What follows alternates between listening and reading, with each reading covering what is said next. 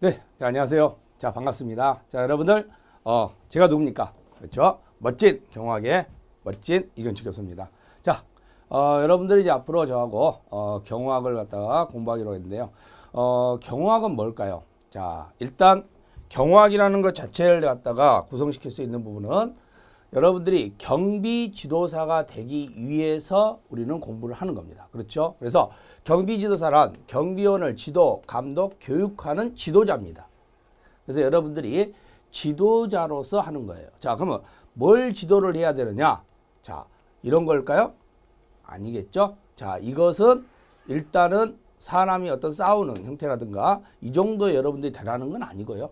그래서 이런 사람들처럼 이렇게 경호하는 사람들을 여러분들이 교육을 시키는 거죠. 어떻게 경호를 잘 할 것인지.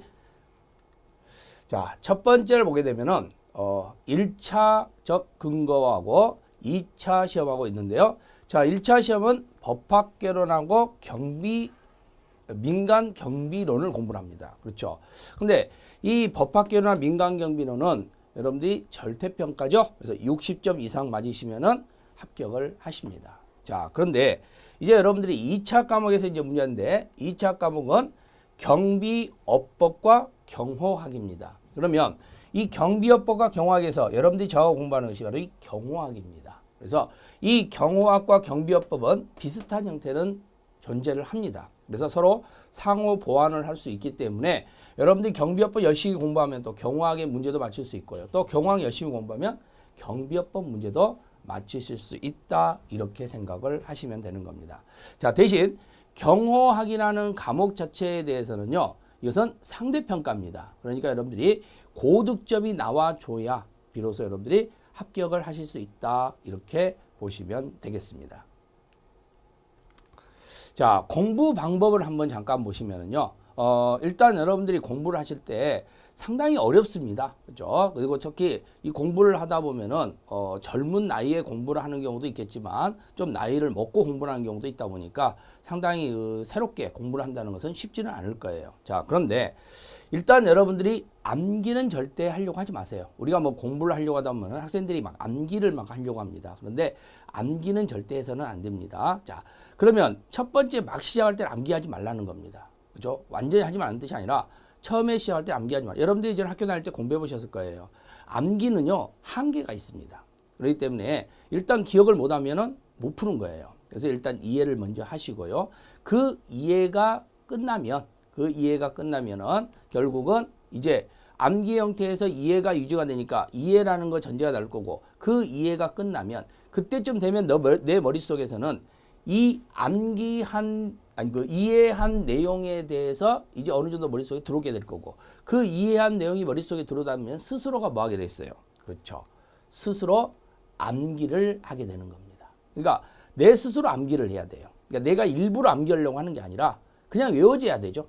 그죠? 그냥 외워져야 됩니다. 그래야 여러분들이 경호학에 고득점을 맞을 수 있습니다. 뭐 60점이라면은 그냥 어느 정도 잘 이해하고 아니라 어느 정도 암기 잘하고 뭐 하다 보면 될 수도 있겠죠. 하지만 이 상대평가는 고득점이 돼야 되기 때문에 90점이 넘어가야 되기 때문에 그렇게 해서는 절대적으로 안 된다. 이렇게 생각을 하시면 되는 겁니다.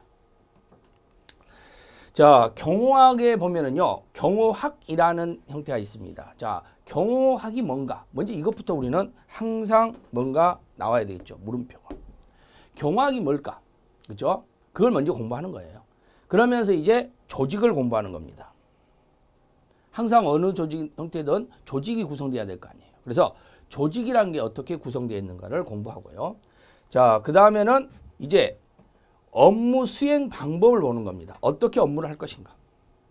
그리고 복장은 뭐고 장비는 어떻게 갖춰야 될 것인가. 위험한 일을 하니까 장비는 어떻게 하죠? 이런 문제 생길 수 있겠죠. 또 의전이 돼야 되겠죠. 자, 내가 모시는 겁니다. 그죠? 그럼 내가 의전을 받는 게 아니라 내가 의전을 하는 거예요. 그러니까 의전을 어떻게 할 것인가. 경호를 한 사람이 의전을 어떻게 할 것인가. 자, 여러분들 우리 그 영화 같은 거 보면은 호위무사 있잖아요.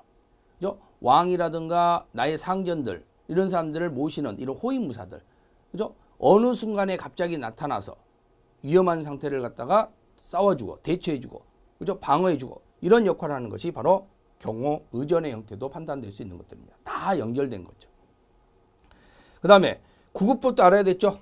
다쳤을 때 내가 문제가 아니라 내가 모시는 사람이 다쳤을 때 일단 빨리 응급조치를 할 수 있게끔 그 정도는 돼야 될 거 아니에요. 자, 그리고 왜 경호라는 것이 발생을 하게 되는가. 위험이 없다면 경호는 만들어질 이유는 없습니다. 그럼 결론은 위험성이 존재하기 때문에 세상이라는 것이 위험성이 존재하기 때문에 나에게 적이 없다면 누가 나를 경호하겠습니까? 저는 경호 없습니다. 왜? 적이 없기 때문에요. 하지만 적이 있는 사람들은 어떻게 했어요? 두렵죠.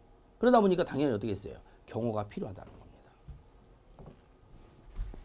자, 그래서 우리는 이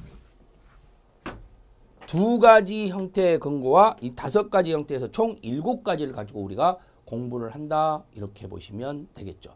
자, 그리고 가장 중요한 것은 업무 수행 방법이죠. 그래서 우리 경호에서 여러분들이 공부해야 될 가장 중요한 부분은 바로 중요 활동의 근거는 사전에 예방을 해서 계획을 세우고 준비를 하는 겁니다. 자, 그리고 나서 근접 경호를 하고 실행을 하고 마무리를 하는 겁니다. 그러면 사전에 예방을 해서 근접 경호로 이동적 역할을 하는 거예요. 알겠죠? 그래서 바로 이 부분을 가지고 여러분들이 경호학이라는 것 자체를 공부를 한다고 생각을 하시면 됩니다. 자, 앞으로 여러분들은 저의 배에 타셨습니다. 이제 저와 같이 가셔야 되겠죠? 그러면 제가 암초 이기는 방법 그리고 무사히 여러분들이 가시는 곳까지 항해를 무사히 마칠 수 있도록 여러분들을 도와드리겠습니다. 자, 그러면은 수업 시간에 찾아뵙겠습니다. 수고하셨습니다.